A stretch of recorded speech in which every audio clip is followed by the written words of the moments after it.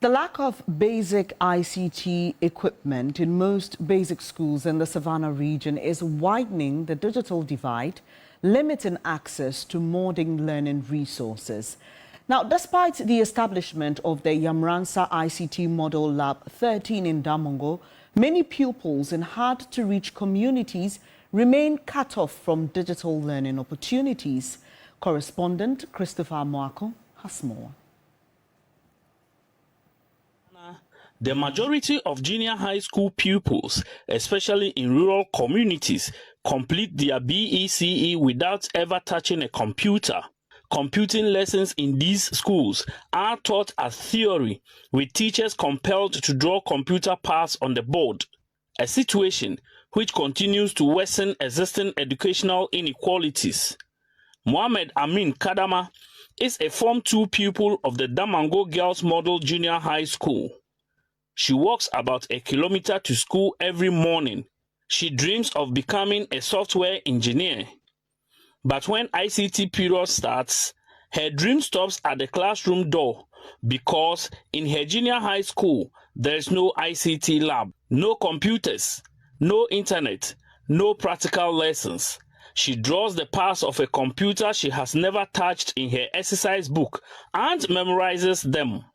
For her, learning computing in this situation is frustrating. It has not been easy for us since we started learning computing in our school. Computing is being a practical subject by our school. We don't have computer lab. We only depend on our teacher laptop, and the laptop only those in front can see in the laptop. We used to sit at the back, but we don't know what our teacher has been teaching us. ICT teachers are not left out of this struggle. That the function of the computer monitor is to project or allows us to see what we are doing. Zelia Saka is an ICT teacher at Damongo Girls Model. The students are many, so during practicals, it's not easy. It's not easy. When you are teaching and all the students are crowded, just a few get to see what is on the screen. She explains how she sometimes commits her own money to printing ICT materials for her students.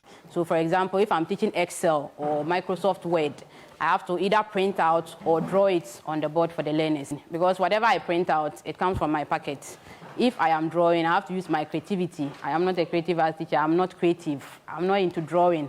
But since I've been given the role, and it is my duty to make sure that the student understands what I am teaching, I have to try my best and either draw it or I pull money out of my pocket to do the printing out. Across the Savannah region and other deprived districts in Ghana, this is the reality for thousands of girls. The existence of functional ICT laboratories across the country is very low. Now, data indicates that only 15% of primary and junior high schools in the country have functional ICT laboratories. For now, apart from the STEM equipment that we have in the secondary schools, government is also embarking upon the B-STEM, the junior high schools. About 90 of our junior high schools in the region are equipped with those gadgets. National data shows only 2% of basic schools in marginalized areas have functioning ICT labs. The setting up of the Yamoransa Model Lab 13 by Helping Africa Foundation undoubtedly is going to have an impact in ICT education in the Savannah region. This lab will help the school children to be able to understand the practical work that they are taught in their classrooms. Because of the establishment of Yamoransa Lab, I can now feel and touch computer. So this is a mouse, a keyboard, a headset, and a monitor.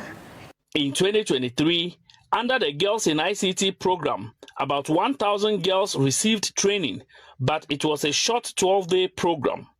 However, due to the lack of permanent labs, these gains are beginning to fade quickly.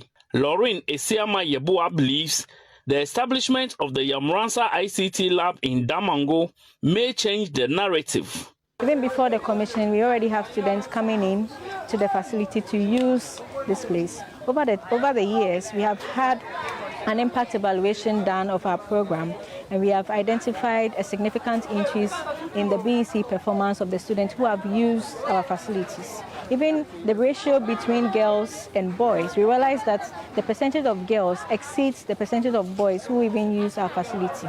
For government, setting up ICT labs fits into its B-STEM agenda. Christopher Mwako, TV3 News, Damongo. You're watching News 360. We have more stories for you after this break. Don't go away.